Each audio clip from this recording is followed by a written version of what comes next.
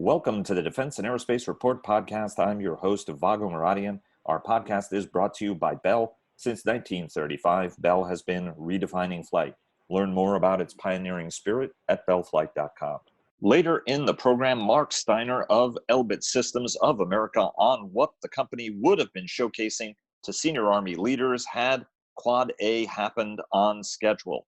But first, joining us now for our virtual coverage of the Army Aviation Association of America's conference and trade show that would have been, as it always is, in Nashville, Tennessee, that sadly was canceled by the coronavirus pandemic, is Major General Dave Francis, the commanding general of the U.S. Army Aviation Center of Excellence in Fort Rucker, Alabama, otherwise known as the Chief of Army Aviation. Sir, thanks so very much for joining us. Thanks, Vago. It's great to be here, and we appreciate you continuing to cover aviation despite the cancellation of Quad A Mission Solutions Summit this year.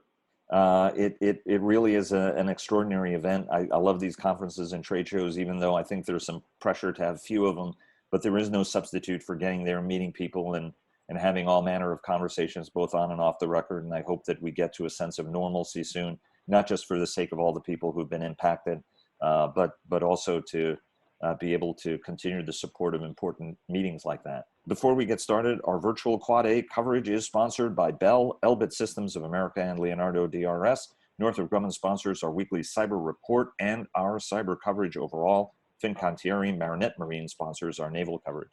Sir, let's start off with the coronavirus impact. It's impacted everybody on a personal level. It's impacting military units, unfortunately, for those that have been affected with COVID-19.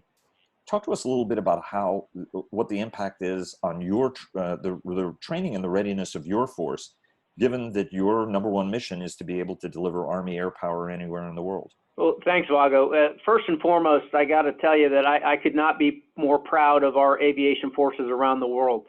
Despite COVID, we continue to be deployed and operate around the world every day, and it's due to the professionalism and the dedication of our aviation soldiers and leaders that enable us to do that. Certainly, COVID has had an impact, and both on the operational force and here at the training base. But just like any Army operation, when we identify a threat, we evaluate that threat, we figure out how to mitigate the risk of that threat, and then we continue to drive on with our training and our operations. And this has been no different.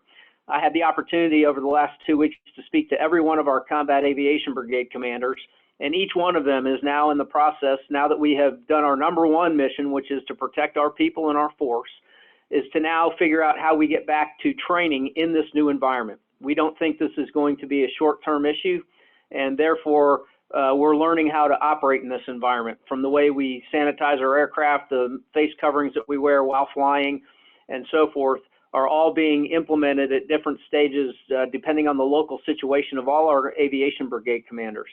Here at Fort Rucker, I paused initial entry flight training for 2 weeks so that we could set those conditions, and we got a test capability here. We increased aircraft sanitation procedures, exercise social distancing while training, and all of those measures and more have been brought to bear so that we could resume flight training, which we did earlier this week. And so we're full up and running on our flight training here at Fort Rucker. And each of our aviation brigades are rapidly getting back to the training levels that they need to, even in this environment. How long is it going to take for you guys to recover from that 2-week gap? Is that going to be a major issue, or do you think that that's something you overcome through just increasing throughput pace? So we will overcome it within the next year or so. You know, we never stop training here at Fort Rucker, so if you take a 2-week pause, there's going to be an impact, but we'll be able to recover that over the next year without a significant impact to the operational force. Are there lessons that you're learning from this crisis that you think will be able to better prepare you for any kind of contingency in the future? You know, I remember once upon a time, folks used to really train rigorously for the biological threat. It wasn't just nuclear and chemical, but biological was a piece of it. And we've realized that here it is, a virus that's sidelining aircraft carriers, other ships, and degrading unit efficiency. Are there any lessons you're learning that you can apply to any other future crisis? Well, I think absolutely. I think the entire Army is learning as we go through this, and certainly in Army Aviation we are as well. Again, we have to continue to operate regardless of the threat that's around us. And this has caused us to step back and take an evaluation of our ability to operate in this environment, how we protect our pilots and our crews and their ability to train and execute operations, how we protect the soldiers in the back of an aircraft, for instance, and still continue to do operations, and then kind of what are some of the protective personal equipment that we may need to look at in the future as we've had to rapidly inculcate some things to allow us to continue training here. All of those lessons are being captured, and then where required, we'll turn those into things that we need to produce either materially or change in the way we train. And so far, not a very big impact in terms of the number of your soldiers who've been afflicted. Is that right? No, actually, we've had no soldiers that have been positive for the virus here on Fort Rucker. We have had some folks that work in and around Fort Rucker have been affected, but no soldiers. And in most of our aviation brigades out there, that has been the same. And that's, again, due to the leadership and the discipline of our aviation force out there. Let me ask you just a quick retention. You mentioned air crews. I mean, one of the challenges for each of the military services when it's come to aviators is retention, in part because of what was a red hot commercial market that was absorbing every available aviator, even if they were a rotary wing aviator, to go on to a more lucrative fixed wing career, or even in contracted services, although the helicopter industry is very oil dependent in some respects on the civil side of things. I know this is a tragedy and you don't want to say that there could be a potential benefit for the force, but do you believe that this changes the retention and the recruiting dynamic for the Army perhaps going forward? Well, specifically for aviation, Vago, when we say a soldier is a soldier for life, even after they leave the service, we mean it. We have opened up the door in several initiatives to assist those who now find themselves in a challenging environment. So we have a recall to active duty right now that allows our previous warrant officers and commission officers, should they choose to do so, come back into the aviation family here and resume operations. And those who have submitted unqualified resignations now have the ability to withdraw those and stay in the service for the foreseeable future. Additionally, in addition to those opportunities, right here at Fort Rucker, we have a very large instructor pilot force here. Many of them are DA civilians, many of them are contract instructor pilots. So even if a former Army aviator did not want to come back into the Army, there are other opportunities that we are offering far and wide for aviators that may have gone to the airlines that now are unemployed to come back and continue to contribute to their nation and contribute to the aviation force. So when we say soldier for life, we mean it, and we're opening the doors to all our former aviators out there that would like to come back and contribute in whatever fashion that they think is appropriate to them in their situation. And what is the shortfall you guys have, or do you have as many people as you need? How many more people do you need if you are short? I can't remember. So we continue to have an attrition and a hiring here for our instructor pilots that we currently need. We're getting ready to, at the end of this fiscal year, to increase the throughput here at Fort Rucker, which will require more IPs. And so we're always in the market for instructor pilots here at the schoolhouse and across the force. So we continue to open up those doors, and as we set the conditions to improve or increase our throughput in the schoolhouse, we'll certainly take a look at anybody that wants to come back and be an instructor pilot here. Let me go to great power competition. You and I have spoken about that before. It's something that I know absorbs quite a bit of your bandwidth to think about the problem. Bring us up to speed on how you guys are working and rebuilding those skill sets, as well as the unique challenges that the Pacific presents, because much of the Army aviation arsenal, as eye-wateringly potent as it is, much of it was tailored for the Fulda Gap and not for the vast distances involved in the Pacific. Talk to us about how you're rebuilding the skills in general, but then also rebuilding them with a little bit of a Pacific focus, which is much vaster, much more distributed. Sure. Thanks for the question, Vago. So first and foremost, we do have a challenge as we transition the force from the last 20 years of counterinsurgency operations to large-scale combat operations. And that's primarily because on any given day, over 80% of our aviation force, and that's in the active, guard, and reserve, is committed across the globe. They're either preparing to go somewhere, they're deployed, they're recovering, or in between, we're doing combat training center rotations, supporting defense support to civil authorities, the southern border, or any number of other missions that we have in aviation. So we're very committed. So our challenge is how do we, under that operational tempo, get to a point where we have the time and space to train for large-scale combat operations. And we have a number of initiatives that are going on to that end.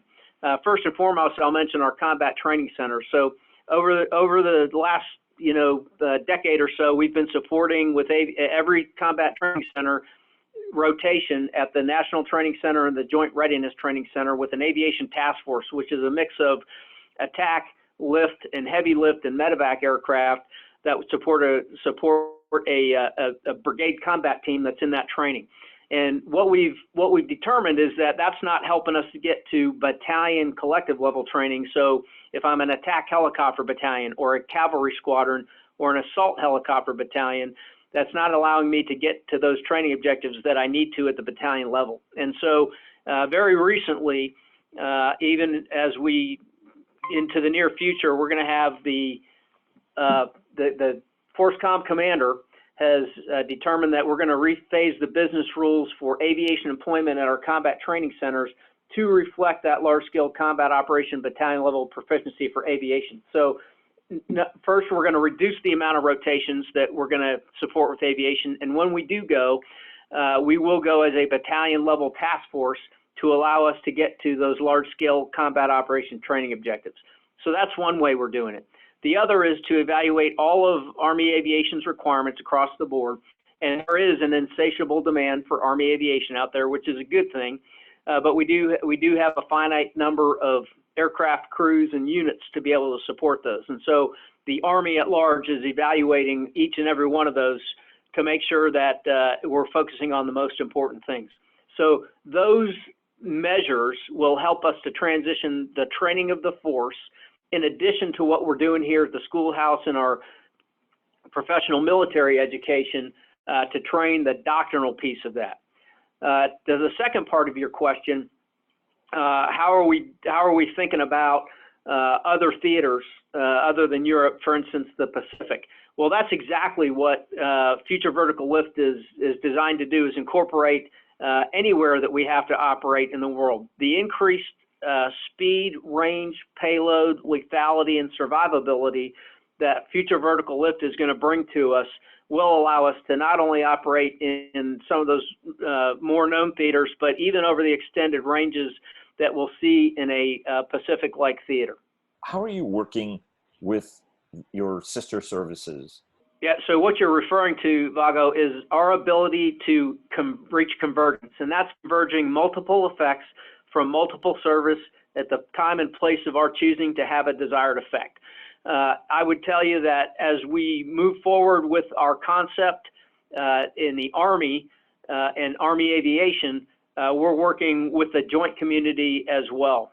So not only on a daily basis are we out there in our combat aviation brigades operating with joint forces and special operations forces, but even in our concepts, we absolutely include the capabilities that come from our sister services and even our international partners to learn and better bring convergence of capabilities to a time and place of our choosing to have a desired effect. And so our relationship with our sister services is as good as I've seen it in over 30 years in the Army.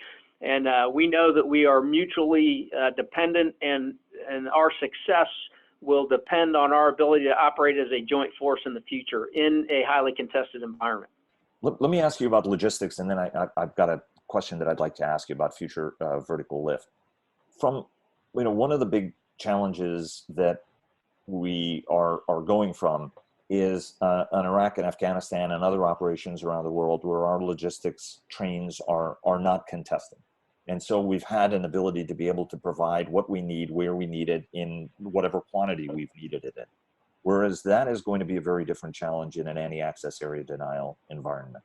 How are you and the team across the force thinking about that logistical footprint, how to reduce it, to ensure that you are minimizing as many of those vulnerabilities as possible, something which I think the Army deserves credit for, you know, in harmonizing engines, harmonizing actuators and other components to try to reduce that logistical footprint? Yeah, Vago, that's a fantastic question. And what I would tell you is, first and foremost, whenever we bring new capability into the Army, we're not just focused on the platform itself. There are a host of things, from doctrine to organization, manning, equipping, training, and you know, leader development even that we talk about. We call the .mil PF. So we continuously, and as my role as the force modernization proponent for Army Aviation, in addition to what General Rugen's working on with the Future Vertical Lift CFT, I'm responsible for all those other arenas. One of those certainly is our future sustainment concept and how we anticipate and envision operating over great distances with more dispersion than we currently are capable of, and the ability to maintain our aircraft and our crews, and to be able to converge not only our forces but the effects of our joint forces at the time and place of our choosing. So the logistics question is certainly a good one, and one that we're working very hard with Major General Royer, the Aviation and Missile Commanding Commander, as we look at our sustainment in the future. And you know, there are a lot of capabilities that are coming in the near future that we think are going to help us tremendously with that effort. One is the design of our aircraft and the operational readiness requirements that we're putting into the future attack reconnaissance aircraft and the future long-range assault aircraft are all designed around having fewer maintenance touches on it over a given period of time and a high operational tempo. Even the design of some of the parts that we think we can achieve with additive manufacturing or 3D printing is also being evaluated. In fact, General Royer is shortly putting out the policy for the Army on additive manufacturing or 3D printing for aviation parts. That'll help us to govern what we can and cannot produce via that means.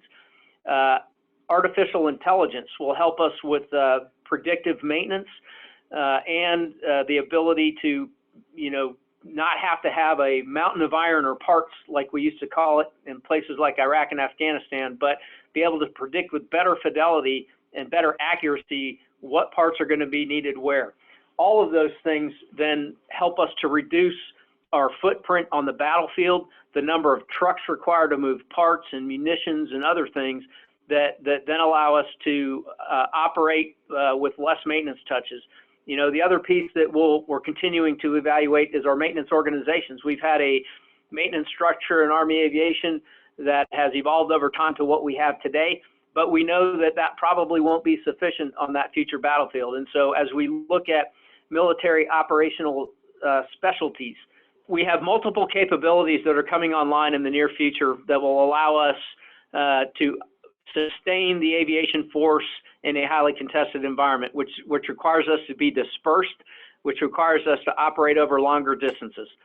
So working hand in hand with the Aviation and Missile Command Commander, Major General Todd Royer, we're working a sustainment concept for the future that will include capabilities like predictive maintenance. Our aircraft are able to collect data now that helps us to predict with better fidelity when and where we're going to need parts. Even the new aircraft we're building will have specifications that require ease of maintenance and fewer maintenance touches, so that we don't have to do as much hands-on maintenance between the hours that are flown as we currently do today. In fact, General Royer just published, or is getting ready to publish, a policy that outlines how we can use additive manufacturing for aviation parts or 3D printing, and that will help govern that in the future.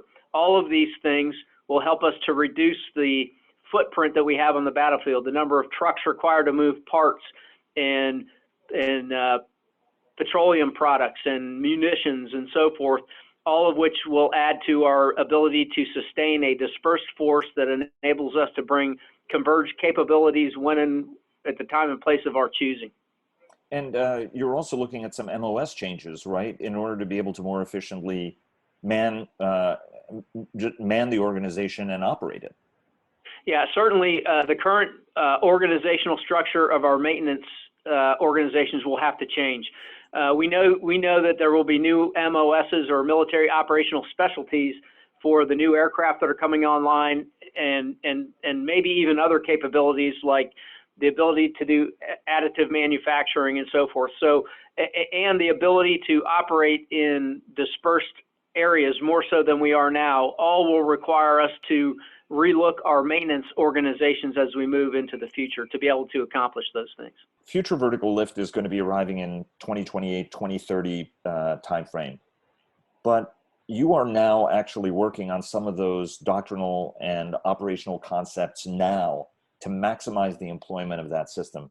What are you and your team doing now to sort of pave the way for this system in an iterative capacity, given that, right, you don't have a winning platform, but you certainly have enough of a sense on how both of those, all four of these aircraft will be operating, that can give you kind of a sense. How much work are you guys doing on that to envision the employment of this system along with General Rugen's team at Futures Command? First and foremost, I would tell you that the aviation enterprise, affectionately known as the six-pack, is alive and well. We meet weekly at the general officer level to discuss all of these issues, and all of these discussions that we have inform our DOTMO PF solutions as we move forward. And as you mentioned, while some of the platforms may not be available until the 2028 timeframe, we are working on multiple avenues very hard right now to get ourselves set to do that. You know, from a doctrinal perspective, all of our doctrine has been updated. In fact, our capstone aviation doctrine, FM 304, the latest update we just published here very recently. And as we gain capability to turn something from a concept into doctrine, we're doing that immediately. And so what I would anticipate is that you'll see probably more doctrinal change over the next 6 and 7 years than we have in recent past, where we've done a typical 3-year doctrinal review, because as capabilities become reality, we'll turn those into doctrine and how we fight.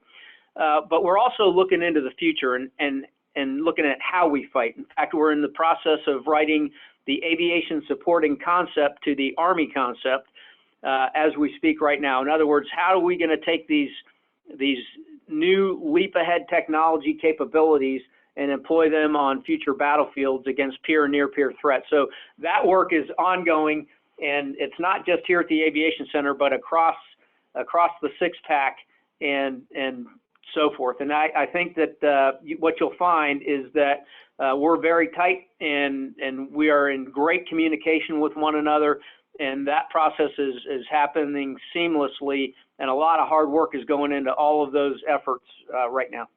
And it's going to be very exciting to see how the macro concept aimed at the new platforms can actually change how you are employing your legacy platforms.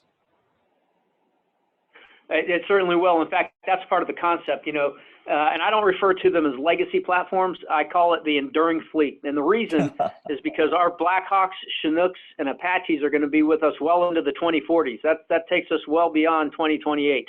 And so you're absolutely right. There will be a transition period that will take some time as we integrate future vertical lift into the fleet here, that we'll still have the enduring fleet out there. And we're doing multiple things in that regard. So, you know, for instance, from our doctrinal perspective, as capabilities become available, we'll adjust the doctrine accordingly. That includes what we're doing with our enduring fleet. And with our enduring fleet, you know, we're not just leaving the fleet as it is. While our enduring fleet today, our Mike model Blackhawks, our Fox model Chinooks, and our Echo model Apaches are they're the most capable helicopter fleet in the world.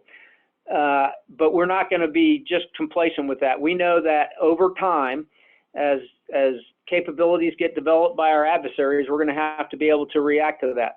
And so we will do targeted modernization of those platforms into the future as we go. I'll give you one example of that, and it's the improved turbine engine program. So not only will the improved turbine engine be the engine that powers the future attack reconnaissance aircraft, but we'll also integrate those into our Black Hawk and Apache fleets, giving them additional capabilities. So we continue to walk that line of making sure that we keep a relevant fleet, the enduring fleet, as we simultaneously bring on future vertical lift. What are some of the things you need from industry? What are, every Quad A or AUSA is a great opportunity for you guys to convey directly to industry what problems you want them to be solving. What are the most important problems you need solving, whether it's on the hardware side or it's on the sustainment side? Yeah, so first of all, I would just, to all our industry partners out there, we maintain a phenomenal relationship with them. And even through this COVID crisis, we've been getting updates from all of our industry partners out there, and they're doing the same thing. They're protecting their folks while continuing with the mission. And I am extremely impressed with how well our industry partners out there have been able to continue to operate in this process that are enabling us to keep our modernization priorities moving on timeline and in the right direction. When you ask what we need from industry, first is their continued partnership as we continue, and General Rugen's team has done a great job of continuing to talk to industries, and as we have made down selects for both the FARA and the FLRAA, they continue to refine the discussions with each and every one of those folks that we're working with. And one of the most important things that we need from industry is the modular open system architecture design. So the idea is that as we move into the future, we don't want to have to add a capability to an aircraft that requires a huge cost and a huge potential even redesign versus our ability to rapidly integrate a capability onto an airframe, be it software or hardware, to rapidly be able to integrate that and get it involved in our systems. And the modular open system architecture will enable us to do that very rapidly. And so as industry moves forward with different capabilities and both hardware and software wise, I think it's very important for them to stay focused on their ability to meet the requirements of the modular open system architecture, so that we can rapidly integrate those capabilities into the future. Why don't we take a quick tour on each of the major platforms? You kind of gave us an update on the 64 Echo. You guys obviously Black Hawk, although there are multiple variants of the airplane. Let's maybe start at the Chinook, the Block 2 aircraft. I know that you were Director of Army Aviation at the time where it looked like that Block 2 program was going to go away. That program is going to stay with us, and obviously the 160th Aviation Regiment is going to be the first user of the MH-47G Block 2 airplane. Talk to us, give us kind of a quick appraisal on where you are on capabilities from Chinook to Black Hawk to Apache.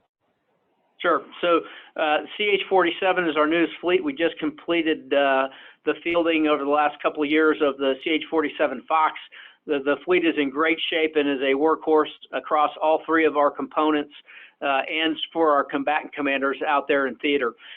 We are working the Gulf model, and that's in EMD right now, and that's fully funded and going on. And as we move to the future, decisions will get made about sustainment of the CH-47 Fox fleet versus Block 2, and those are senior Army level decisions that'll come out here in future years. But the 47 fleet is incredibly important to our Army right now across the globe, and is one of the most highly committed platforms that we have. As a matter of fact, we are absolutely flying the wings off of these CH-47s in support of our ground forces across the globe. On the UH-60, we're on the UH-60 Mike. That continues to go very well, and that fielding continues.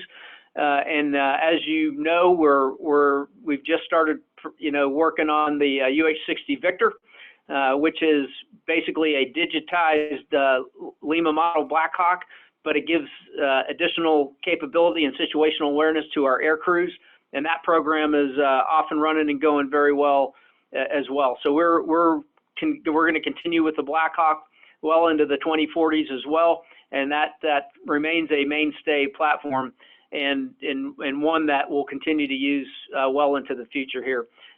We are just in the process of starting to field the AH-64 Echo version 6, and which gives tremendous capability to our attack helicopter fleet out there, and we're in the beginning stages of doing that. So all of these platforms are going extremely well, and each of those programs is alive and healthy.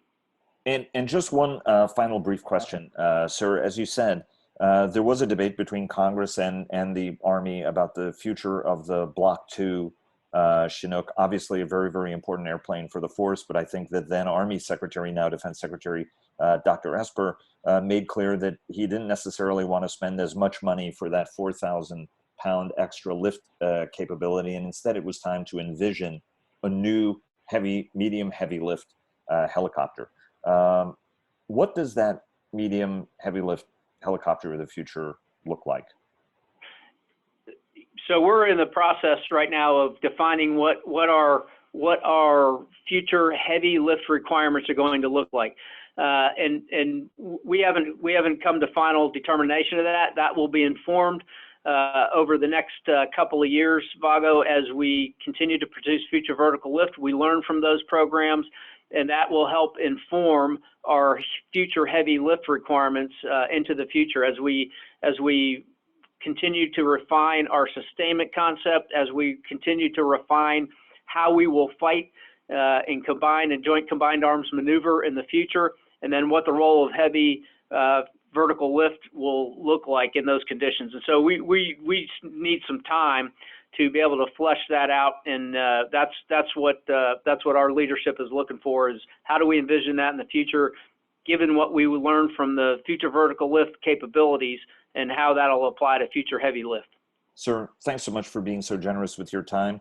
Very best to you, yours, and your team, and look forward to engaging again soon. Thanks so very much. Thanks, Vago, and be safe. Joining us now is Mark Steiner, the Senior Strategic Business Development Director at Elbit Systems of America in sunny Fort Worth, Texas. Joining us now, Mark, thanks for spending some time with us. Thanks very much for having me. It's a great opportunity. I appreciate it. If this had all worked out the way everybody had hoped it would have worked out, you and I would have been having this conversation in Nashville, Tennessee, at the Quad A show. Talk to us a little bit about what Elbit Systems of America would have been highlighting, Mark, down there. You guys have a growing helmet-mounted display franchise, derivative of the technology you guys developed for the Joint Strike Fighter program. You guys are a very big player, and I think the leading U.S. player now in night vision, as well as a whole bunch of command and control and situational awareness technologies. Walk us through what you would have been showing to a senior Army leadership had we been in Nashville. Yeah, thank you very much. We're very much looking forward to that opportunity to engage with the Army and with other senior industry leaders.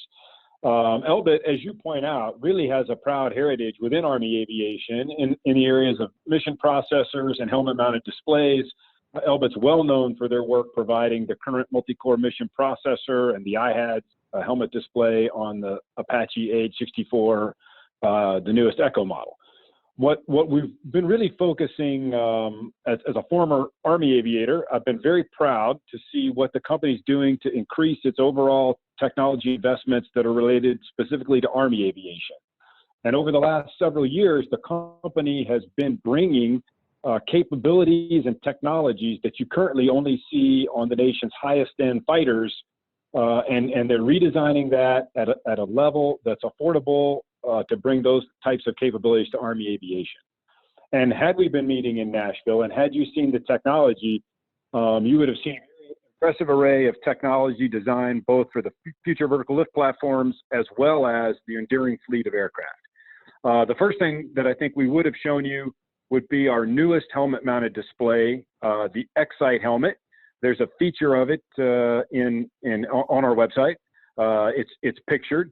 It's a wide field of view helmet display. It looks somewhat like the Joint Strike Fighter helmet, and yet it is designed to be compatible with the Army's current actual aviator helmet that all of its aviators wear, so that aviators would not have to have a special helmet like in the Joint Strike Fighter.